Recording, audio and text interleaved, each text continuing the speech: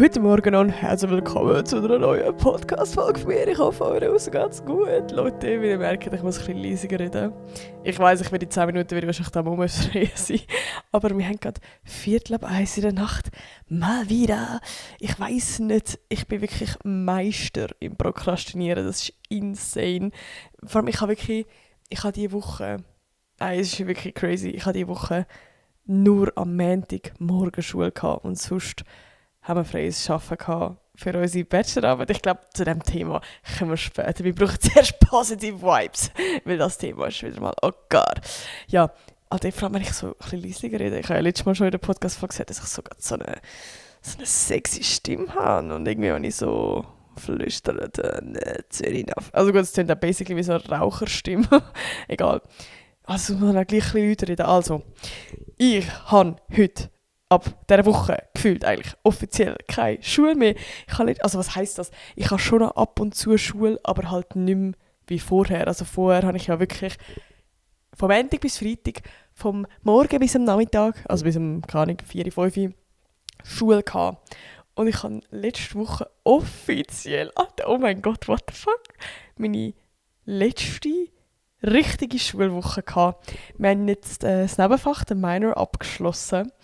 Und es ist so traurig, Leute, es ist so traurig. Weil ich sage euch im Fall, also schnell straight raus, das Nebenfach ist ja zusammengewürfelt mit ganz, ganz vielen verschiedenen Leuten von meinem ganzen Jahrgang. Also Jahrgang ist es ja nicht, wie sagt man, von meinem Jahr einfach. Von meinem Abschlussjahrgang. Ja, jedenfalls, es ist so random zusammengewürfelt und ich liebe die Leute. Es war so eine coole Klasse gewesen. Ich weiss auch nicht, ich habe so geile Energy gefunden, es hat so liebe Schätze gehabt und ich habe so viele coole neue Leute kennengelernt. Wir jetzt gerade in der letzten Woche habe ich erzählt, so ein Gruppenprojekt müssen machen und wir sind so, ich bin mit der Nina in einer Gruppe gewesen, und also 3 andere Boys und wir haben einfach so eine geile Energy gehabt, wir haben so ein Projekt gehabt und es ist einfach toll gewesen. Und ich bin so richtig sad gewesen, einfach so Freitag, jetzt ist auch vorbei. Also ich habe es schon sad gefunden, dass der Minor jetzt fertig ist, eben das Nebenfach. Aber jetzt auch allgemein. Das ist irgendwie so strange. Das ist ultra komisch.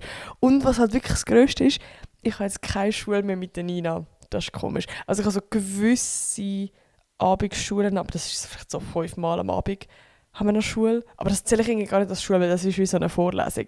Und das andere war halt wirklich so Schule gewesen. Und das ist so sad. Wir haben so unser Ritual, dass wir so zum Coop laufen, uns das Zeug kaufen und oh sorry, bin ich voll ans Mikrofon gekommen. Aber das ist schon sehr sad. Und wir sind wirklich auch so und vor allem, nein, wir haben am letzten Tag, das ist wirklich peinlich, das ist eigentlich schon fast das Lustigste von der Woche. Nein, das ist nicht mal lustig, nein, es ist traurig. Wir haben am letzten Schultag, am Freitag, haben wir den Vortrag gehabt über unser Projekt. Und weil eine von der Gruppe von uns schon hat ein bisschen früher gehen, sind wir quasi die erste Gruppe gewesen, die es vortragen musste. Und nein, ich weiss nicht wieso, ich hasse mich für das. Ich habe verpennt, Leute. Vor allem, letzte Woche, ich habe 2-mal verpennt. Ich weiss nicht, wenn ich in meinem Leben das letzte Mal verpennt habe, das ist wirklich schon länger her. Sondern, weißt du, nicht so verpennt und dann hast du noch so ein bisschen Zeit, sondern so richtig verpennt. So verpennt, dass du aufwachst und die Schule hat schon angefangen. So verpennt. Ich muss sagen, ich habe ja eine Uhr, ich habe sie jetzt sogar nicht an. Der Can hat mir eine Casio auf den Geburtstag geschenkt.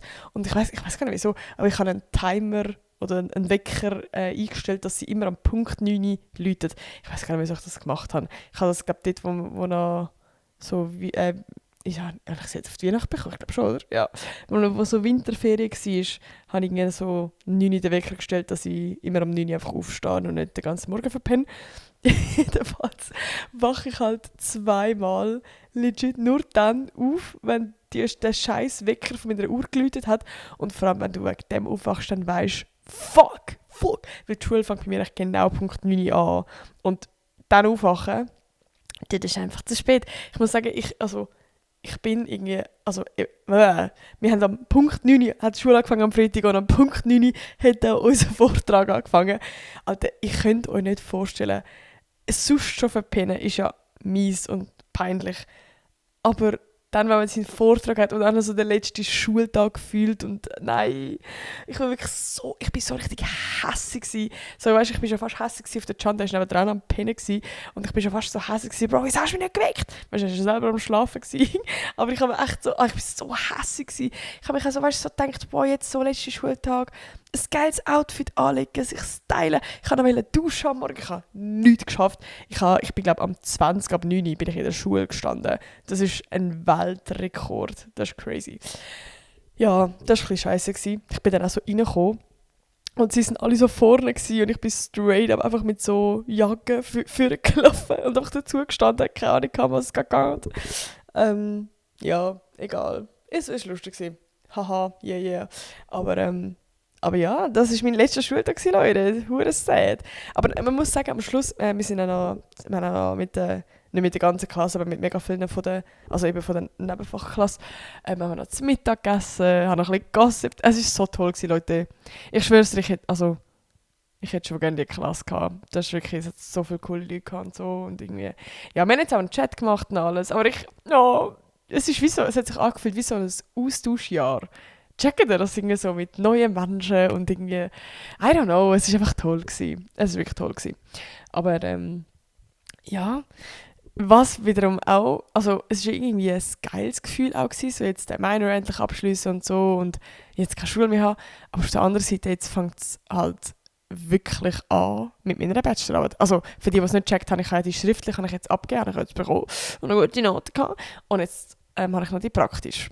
Und ich sage euch, ich könnte jetzt eine halbe Stunde voll labern, aber im Fall ohne Witz, das war etwas gewesen, wo mich so hart stresst. Also das ist legit. Nein, sorry, ich sage oft legit. Ich finde das, also wenn andere das so sagen, aber ich finde das voll cool. Dann sage ich das auch mega oft und das fuckt mich langsam selber ab. Aber nein, wie soll ich sagen? Ich habe es bis jetzt immer recht vor mich hergeschoben, weil ich bin ja immer so gewesen, also Bachelorarbeit, so ja, weißt du, jetzt habe ich den Minor und ich habe keine Zeit gehabt und so, und jetzt hat so die Woche angefangen, wirklich, ich bin so am Montag heimgekommen, am Nachmittag haben wir frei gehabt, also gut, ich habe noch mit der Kollegin abgemacht, dann bin ich so heimgekommen und ich bin einfach tot gewesen, ich habe nicht möglich, ich habe irgendwie mir auch so gesagt, okay, chill jetzt mal, weißt du, so, es ist gerade Montag und bla. Und dann war es Dienstag, ich habe immer noch nicht gemacht. Ich bin dann kurz in den Sport gegangen, das habe ich noch hergebracht. Ich konnte noch kochen, das habe ich auch noch hergebracht. Und zwischen im Fall, ich weiss nicht, ich habe vorher gar nicht so mega gemerkt, dass ich noch unter dem ganzen Stress stehe. Weil also man muss schon sagen, so schriftliche Bachelorarbeit und einfach auch sonst irgendwie so mit noch viel Schule und so, war schon eine stressige Phase gewesen. Und ich habe jetzt einfach gerade gemerkt, ab dem Moment, wo die Schule vorbei ist, hat mein Körper halt wie der Schulstress in dem Sinn, also mein Körper ist einfach mal runtergefahren. Zuerst mal komplett runtergefahren.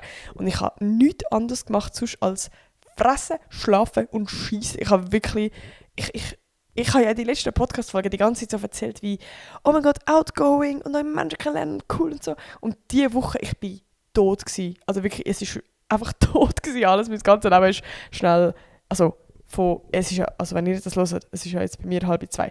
Es ist dunstig. Das ist so umgegangen. Für mich war gestern Montag. Ich bin wirklich, als wäre die Ferien, als wäre Wochenende.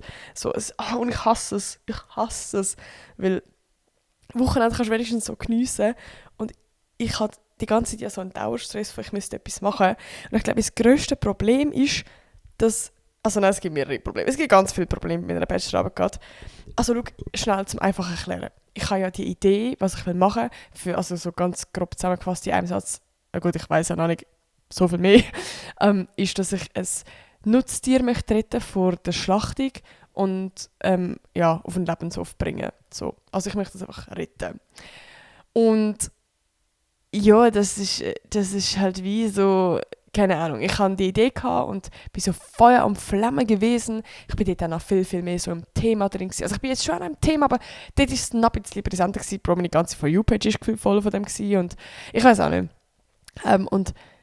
Und irgendwie, also das ist für mich ein recht gutes Bild, das mir zeigt, wie fest mich so Meinungen beeinflusst.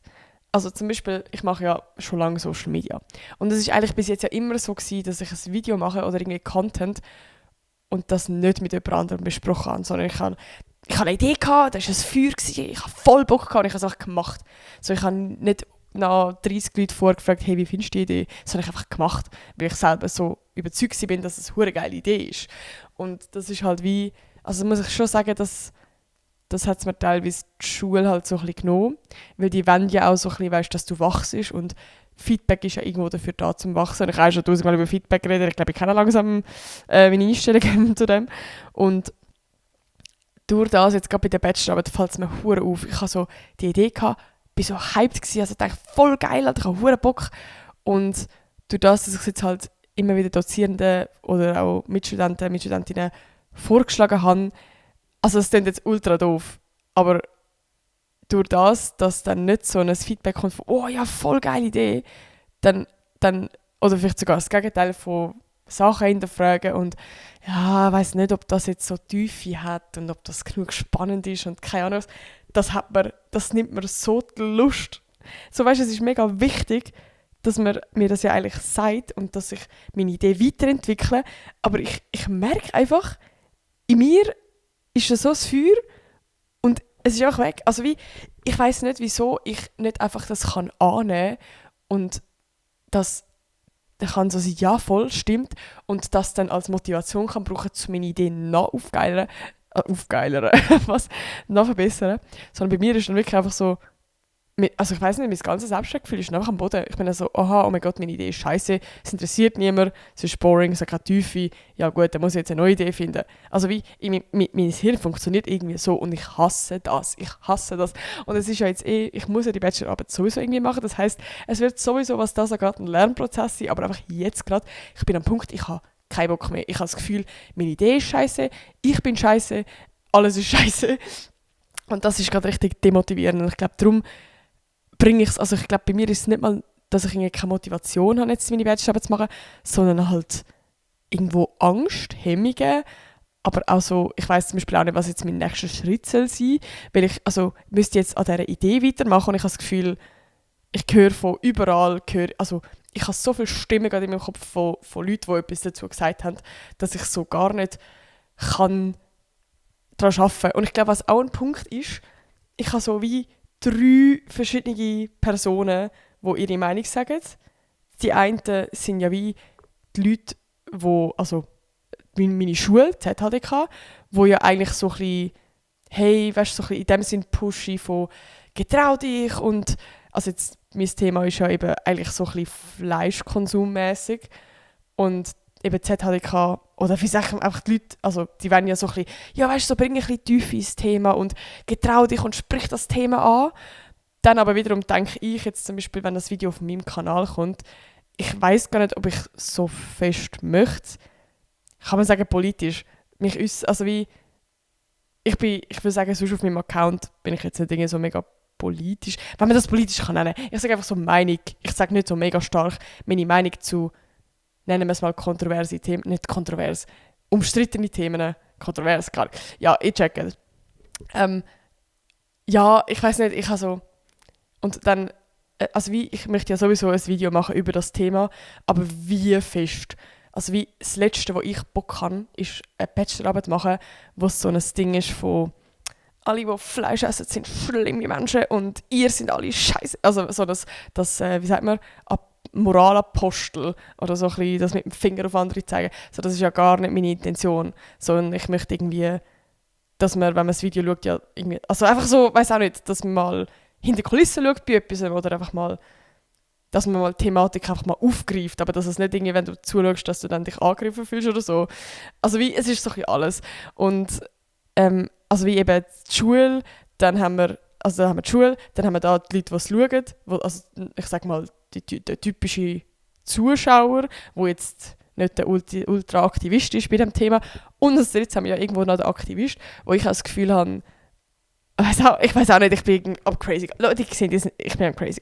So der Aktivist, der dann so mir vorwirft, ich bin das Thema zu wenig am ernst nehmen oder whatever. Und ich müsste viel mehr nach Gewaltbilder zeigen und voll all in gehen und jetzt mein ganzer Content. Ich weiß es nicht, ich bin so hart verkopft. Also ich glaube, ich checke gerade selber. Ich checke jetzt gerade auch selber, während ich am Reden bin. Ich muss einfach mal chillen und einfach mal, ich muss schlussendlich einfach das machen, was ich will.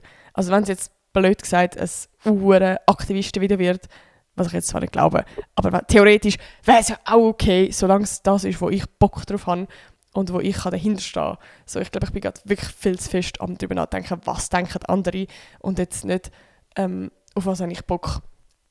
Und ich glaube, ich weiß mittlerweile auch gar nicht, auf was ich Bock habe, weil ich schon so viele Meinungen gehört habe und die so präsent in meinem Kopf bin, dass ich gar nicht mehr einfach darauf schauen kann, was ich eigentlich will. Ja, es ist miese Brainfuck gerade. Aber ja, vielleicht, ich nehme jetzt die ganze Zeit bei diesem Prozess so ein bisschen mit. Also jetzt wird es intens. Ich habe jetzt auch, also in dem Sinne morgen, / übermorgen. Und nein, sind es so Menschen, die so sind, wenn 00 war. Aha, jetzt ist übermorgen morgen.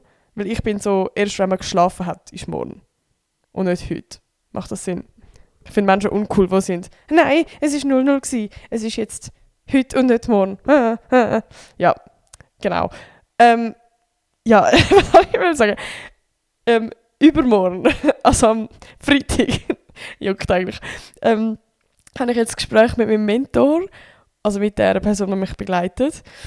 Und ich glaube, das wird mir schon ein bisschen helfen. Ich könnte nämlich zum Beispiel jetzt auch nicht einfach anfangen zu filmen. Also das sind so Sachen, zum Beispiel meine YouTube-Videos, für die mich noch von YouTube kennen. Sorry, ich mache nicht mehr so viel YouTube. Es haben gerade letzte Podcast-Folge, hat jemand einen Kommentar geschrieben, wann kommen wieder YouTube-Videos, kommen wieder mehr YouTube-Videos, wenn du fertig bist mit dem Studium. Und ich so, oh, was schön.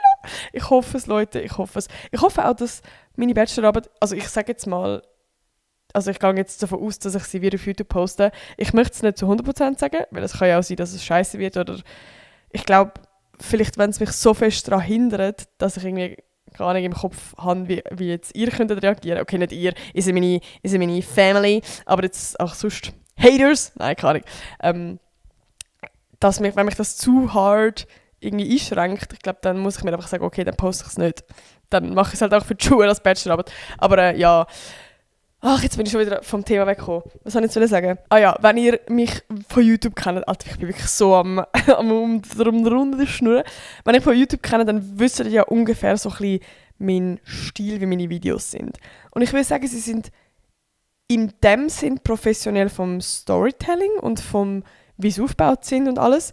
Aber jetzt zum Beispiel, wenn ich es schneide oder wenn ich sie filme vor allem, ich glaube, Film ist der Main Point, das ist ja für mich wie so mein Stilmittel, dass es so ein bisschen mit der Hand gefilmt ist und jetzt nicht so die crazy 4K-Auflösung mit einer Kamera, wo der Hintergrund mega unscharf ist. Also ja, ich filme schon mit einer Spiegelreflex, aber es ist wie, ja, jetzt auch nicht so Cinematic Shot des Grauens, sondern ich finde es ja bei YouTube eigentlich auch gerade geil, dass so ein bisschen eben mit der Hand heben mäßig ist, weil das wirkt irgendwie auch ein bisschen persönlicher. Also irgendwie ich weiß nicht, es würde wie nicht so ganz zu dem Content passen, den ich mache, wenn ich das jetzt so crazy cinematic-mäßig würde filmen. Ich hoffe, ihr checkt gerade. Stellt euch schnell Netflix vor, so, wenn ich jetzt so würde filmen. Klar wäre es irgendwie auch geil, aber es wäre ja wie nicht mein Style und ich habe es noch gerne, das so ein bisschen der trashy Style. So ein bisschen auch so trashy mit Soundeffekten und weiss doch auch nicht was. So das typische frühere YouTube-Dings. Das finde ich halt wirklich geil. Und ich wähle das ja, ich traue mir zu, dass ich es auch so cinematic-mäßig filmen könnte. Also ich studiere das ja, so ich habe wie Ahnung, ich habe Knowledge, aber ich wähle aktiv das Stilmittel, dass ich so ein bisschen trashy schneide und filme. Jetzt ist das Ding bei der Bachelorarbeit, sollte es ja auf der einen Seite auf meinen YouTube-Kanal passen, vom Style her. Es soll ja auch ein persönliches Video werden, also es wird jetzt nicht eine Dokumentation, sondern es wird so, Leute, ich nehme euch mit mäßig. Also es ist eigentlich wie ein YouTube-Video. Auf der anderen Seite aber habe ich ja eigentlich auch die Ansprüche, so ja, es sollte jetzt schon ein aufwendigeres und professionelleres Video werden und irgendwie habe ich auch das Gefühl, dass mein Studium ja mehr so ein bisschen professioneller / cinematic und crazy Aufnahmen und schön clean produziert und clean geschnitten, dass sie so das erwartet. Und das ist so, ich glaube, das muss ich halt mit meinem Mentor noch so ein bisschen besprechen, weil das ist halt wie scheiße. Ja, ich hoffe, ich hatte jetzt gerade den ultimativen Nerd-Talk gehabt. Und ich checke gerade so ein bisschen plus minus, was mein Struggle ist. Vielleicht sieht es nächste Woche anders aus, aber ich sage euch im Fall, die Woche, ich habe nichts anderes gemacht. Also ich habe nichts gemacht. Also, es ist jetzt mal Reality-Check, ich habe nichts gefühlt Produktives gemacht diese Woche. Es ist ein Wunder, dass ich es geschafft habe, jetzt da anhocken und die eine Podcast-Folge aufnehmen. Weil ich weiss nicht, ich habe keine Energy für nichts und durch die Bachelorarbeit, die hindert mich gerade so, zum auch andere Sachen machen. Ich habe jetzt da Brief, den ich noch nicht geöffnet habe, wo ich habe das Gefühl, ich muss zuerst etwas für meine Bachelorarbeit machen und dann kann ich ja schon andere Sachen machen. Es ist gerade irgendwie mega es ist wirklich gerade, das hindert mich gerade komplett. Und irgendwie habe ich gerade so die Hoffnung, dass wenn ich das Gespräch mit meinem Mentor habe übermorgen, dass der mich so ein bisschen erlöst und so ein bisschen den Druck nimmt und ist so, ja, es geht doch auch easy so und so filmen und bla bla bla und keine Ahnung. Also ich hoffe, ich gehe irgendwie so ein bisschen fingers crossed. Aber ich weiss eigentlich auch, dass ich so selber auch machen muss. So, irgendwo weiss ich vertraue mir selber und dass ich ein geiles Video mache. Aber irgendwie Overthinking ist es halt das, wo mich...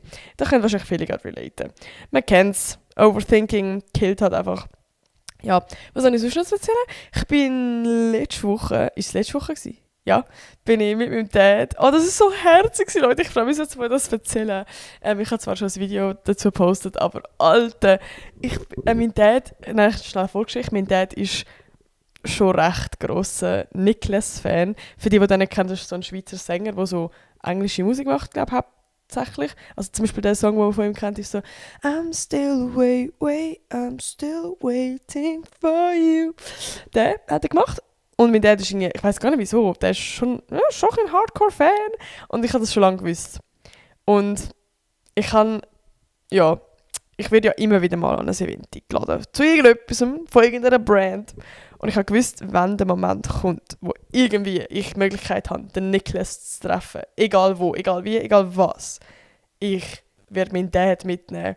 Und dann ist von Ochsner Shoes eine Anfrage gekommen, dass sie ein Event machen, wo sie... Haben sie neue Schuhe gelassen? Nein, oh mein Gott, ich weiß es gar nicht. Nein, ich glaube nicht. Sie haben einfach wie gesagt, dass der Niklas ein exklusives privates Konzert gibt in ihrer Filiale in Zürich, am HB. Oh mein Gott, und ich war so, ich muss mit meinem Dad dahin. Und ich habe ihm auch erzählt davon, gerade nachdem ich meine Bachelorarbeit abgegeben habe, haben sie mir ja ewige Liebe schauen. Ich habe sie im Kino, ich habe wirklich letztens das Mail bekommen, ich so, Papi.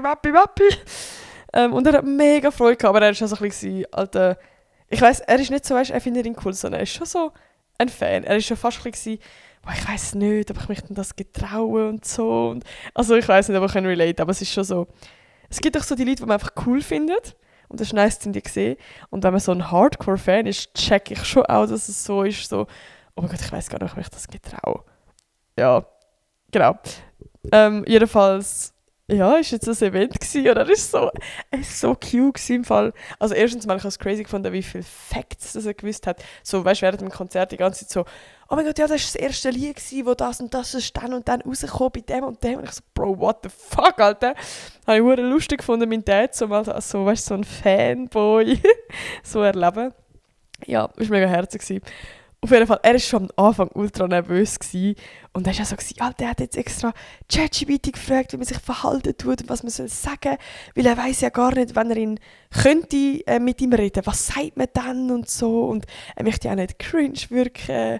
Oder, ja, ich weiß auch nicht, ich war so, oh mein Gott, was Sheila, Alter, so herzig, so cute. Ja, ich habe dann ein bisschen beruhigt und dann sind wir reingegangen und er so, boah, das ist ja mega näher und so, das Konzert, das ist ja mega, weißt du, so gar nicht so ein riesiger Saal, sondern so einfach eine Filiale und Ja, und dann haben wir das Konzert geschaut, er hat so jeden Song gefühlt auswendig können mitsingen. Also es ist im Fall, ich weiss nicht, aber habt eure Eltern, sind die von irgendetwas so Fan? So, ich habe ihn noch nie so, weißt du, so happy erlebt und so. Ich weiß auch nicht, irgendwie, ich habe mit dem, glaube ich, noch nie singen gehört, so in dem Sinn, so, ich weiß auch nicht, es war cute gewesen. Ja, und ich habe gar nicht, also weißt du, er hat dann wieder einen Auftritt gehabt und hat gesagt, okay, das war jetzt der letzte Song gewesen, ciao Leute, hat mir gefallen. Und ist nachher wieder gefühlt hintergegangen und ich habe gar nicht gewusst, also weißt du, ich habe meinem Dad ja nicht versprechen, hey, wir können vielleicht noch mit ihm reden, aber ich habe halt gedacht, wenn es ein exklusives Event sind und vielleicht, wie viele Leute sind es? 150 würde ich jetzt schätzen. Wo ich bin mega schlecht im Schätzen. Aber es ist halt, ja, keine Ahnung. So ein grosses Klassenzimmer, so hat sich ein bisschen angefühlt. Ja, whatever. Ich dachte so, okay, vielleicht ist es schon möglich. So. Und er ist nachher so hintergegangen und ich bin so gewesen, ich weiss es nicht, aber ich habe meinem Dad vorher halt so gesagt, komm, wir schaffen das schon an. Und darum ist er irgendwie so, ich weiss auch nicht, er hat es so verinnerlicht, dass er war, okay, das wird so sein, dass er einfach seine Balls in die Hand genommen hat und ist einfach so, okay, wenn wir noch fragen nach einem Foto, und ich so, ja, let's go. Dann ist er einfach straight zu ihm hintergegangen. Weißt du, so niemand anderer hat sich getraut und er ist einfach zu ihm gegangen. Und das war so herzig. Alter, also der Niklas hat mich schon sonst so ein bisschen angeschaut während dem Konzert. Und ich habe dann schon gecheckt, okay, vielleicht kennt er mich. Ich weiß nicht. Also weißt, ich kann es halt wie nicht einschätzen. So, ja, whatever. Und nachher kommt er so und er sagt, er schreit schon von weitem, so, weißt du, während er auf uns zukommt, so, ich kenne eure Gesichter und so. Und Alter, wie cute. Und so funny, mein Dad kennt er. Wir sind im 2022 sind wir extra auf Saint-Tropez gegangen, weil mein Dad lustigerweise auch Fan ist von Robert Geissen und er hat ihn dort treffen und so. Und ich habe so eine TikTok-Reihe daraus gemacht. Schreibt das Herz in die Kommentare, wenn ihr da wisst, wenn ihr noch immer erinnert oder wenn ihr das verfolgt habt. Ja, jedenfalls hat er wie einfach gesagt, er kennt ihn von diesen TikTok-Reihen und so. Und mein Dad, Alter, stellt euch mal vor, ihr seid so richtig Hardcore-Fan von jemandem. Und ihr seid ja schon fucking nervös. Und ich frage eigentlich nur schnell nach einem Foto und der oder die kennt euch. Alter, das muss ja so insane sein, halt wirklich mein Dad. So süß gewesen. Ja, und dann haben sie nachher geredet und so und dann haben sie so ein Foto gemacht. Also es war wirklich, oh mein Gott, so goldig gewesen. So goldig gewesen. Ja, ich bin dann auch fast so, wie so ein bisschen, ich hatte dann so mit meinem Dad mitgefühlt, dass ich auch fast ein bisschen nervös war, obwohl ich habe vorher googeln, wie er aussieht, Alter. Peinlich, sorry. Oh, ja. Nein, es war so cute, es war so herzig. Aber ja, was haben wir so schnell? Oh mein Gott, das ist jetzt, ich brauche euer Advice. Hä? Ich brauche euer Advice, Leute. Wie soll ich anfangen? Ich glaube, ihr habt ja gecheckt, jetzt gerade nur schon auf meiner Bachelorarbeit. Sorry, es ist nicht meine Bachelorarbeit, es tut mir leid. Bin ich auch so ein bisschen ein Tierliebhaber. Das ist ja nichts Neues hier. Aber ich habe jetzt ein Angebot gesehen. Ich bin mit meiner Kollegin, sind wir ja so durch Zürich gegangen. Und es hat dort einfach so einen kleinen Hof mit Tierli. Und es ist, also ich kenne den Hof und ich bin auch schon ein paar Mal durchgelaufen und so. Es hat, was hat's? So Geissli, Hühner, so Minischwein, Meersäule, so das.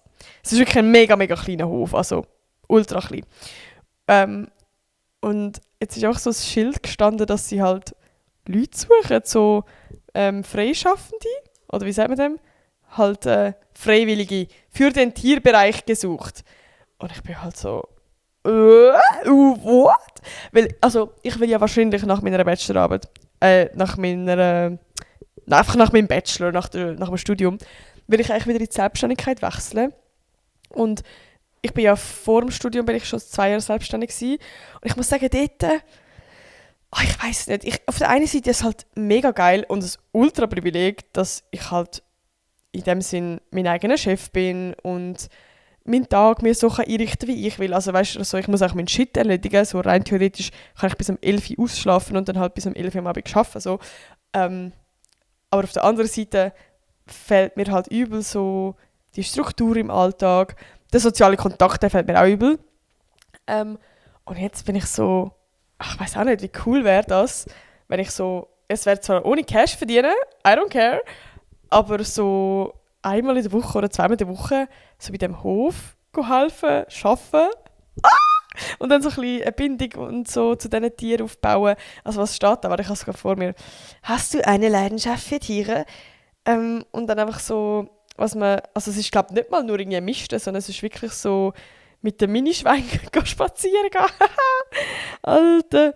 Und was steht da? Bei Interesse besteht die Möglichkeit, bei den Angeboten mitzuhelfen, Tiertraining durchzuführen oder mit den Schweinen spazieren zu gehen. Es wäre schon herzig. Es wäre schon cute. Das Einzige, was ein bisschen scheiße ist, dass es wie so, also keine Ahnung, dass es so gefühlt muss einmal in der Woche sein und also da der Beziehungsaufbau zu den Tieren und Menschen Zeit braucht, gehen wir vom Einsatz von mindestens einem Jahr aus. Also du bist halt wie so, wenn du dich dort anmeldest, quasi musst mindestens ein Jahr dort arbeiten. Und ich weiss halt wie nicht ganz, also irgendwie wäre ich safe down, aber vielleicht müsste ich mal schnuppern und schauen, ob das was für mich ist. Aber ich weiss nicht, ich bin halt schon sehr so ein Wirbelwind, also ich brauche so ein bisschen die Abwechslung im Leben und einfach so die wie sagt man, so die Verpflichtung, einmal in der Woche so etwas zu haben. Also safe könnte man auch sagen, hey, ich bin jetzt in der Ferien und I don't know, aber was ist, wenn ich so plötzlich bin, hey, ich will ein halbes Jahr auf Südfrankreich? I don't know, keine Ahnung. Das ist ja voll scheiße. Also du hast wie plötzlich so eine Verpflichtung. Ja, und ich weiss jetzt halt wie nicht ganz, wie das läuft. Ich müsste einfach mal fragen. Aber ich habe mega Lust. Es wäre ultra herzig. Das wäre so, so cute. Ja, darum, also ich brauche wirklich euer Advice. Soll ich das machen oder nicht? Weil eben, es ist halt, also wie, ich müsste glaube einfach mal fragen gehen, schnuppern gehen. Ich weiss ja gar nicht, ob das überhaupt möglich ist, wenn ich sage, hey, ich fange wahrscheinlich erst im Juli an oder so. Aber das wäre so geil. Das wäre so cute. Ja. Und eigentlich hätte ich noch das Lustigste von der Woche, das habe ich jetzt eigentlich schon gesagt. Aber ich habe es umgewandelt ins Herzigste von der Woche. Weil, oh mein Gott, ich habe ja euch auch schon mal erzählt, einfach so unsere Nachbarn da. Im Vergleich zu der letzten Wohnung. Bei der letzten Wohnung war es wirklich so, man hat ja niemanden gekannt von den Nachbarn. Man ist so reingeschlichen, jeder hat irgendwie geschaut, dass man einander nicht begegnet, einfach weil so niemand wollte Heu sagen. Ich habe wirklich niemanden gekannt. Und da ist es so anders, die sind so cute. Wir haben ja so einen Chat und die Nachbarn gegenüber haben uns ja auch eingeladen bei der Einweihung. Also so herzig, wirklich mega herzig. Und jetzt letztens sind wir so mit dem Auto, haben wir wieder abfahren.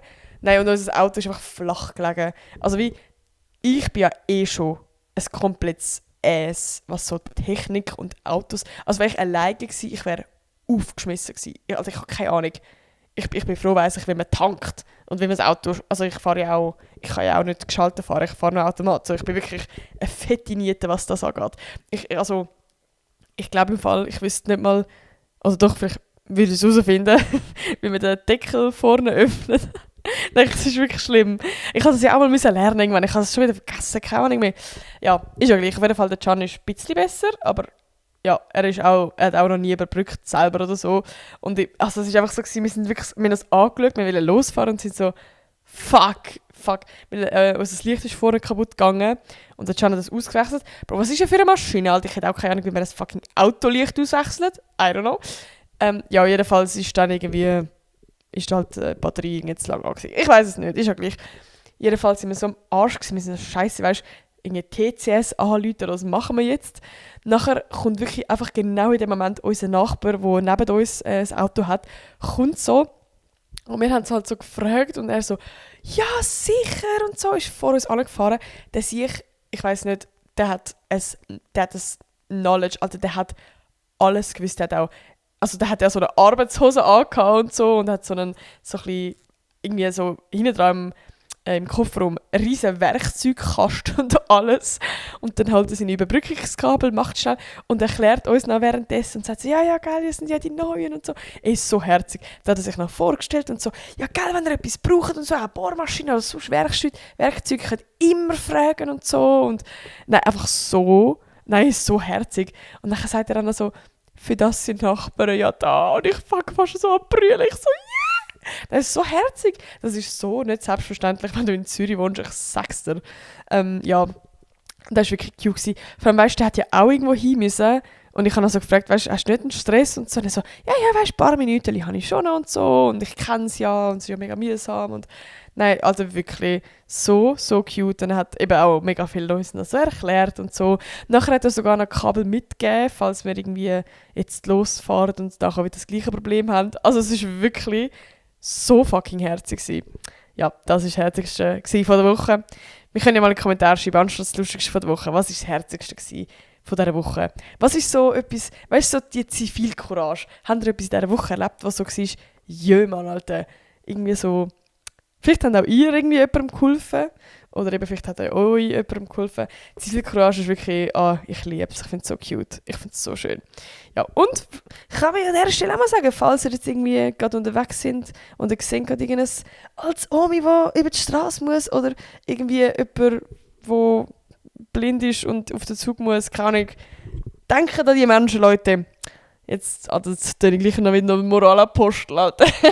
Aber ja, nein, wirklich, irgendwie vergisst man das so oft im Alltag, irgendwie so anzuschauen und helfen, weil es einfach so Hemmungen hat, weil es so eine Überwindung braucht. ich weiß auch nicht, also ich bin immer im Prozess, um das mega lernen. Ich bin schon mittlerweile viel, viel besser. Also ich weiss, früher habe ich gar nie irgendwo bei so Sachen angeschaut. Aber weil ich so war, ich weiss mega oft, wie ich mir so gedacht habe, ja, ich bin jetzt einfach gerade zu dieser Zeit am Ort und es hätte ja auch einfach können sein, dass ich ja nicht da bin. So, es hat ja jetzt auch niemand gesehen, dass ich es gesehen habe. Also so ultra dumme Gedanken. Und eigentlich ist ja schon, also weißt du, so die Person, vielleicht ist ja gerade das Zeichen, hey, hure gut und zum Glück habe ich es jetzt gerade gesehen und bin zu dieser Zeit an diesem Ort, dann kann ich dieser Person helfen. Ja, genau. Darum helfen Menschen. Nein, ja. Das ist mein Schlusswort von dieser Woche. Ich hoffe, ihr werdet eine ganz schöne Woche haben. Ich sende euch viel Energy und wir sehen uns nächste Woche wieder. Bye!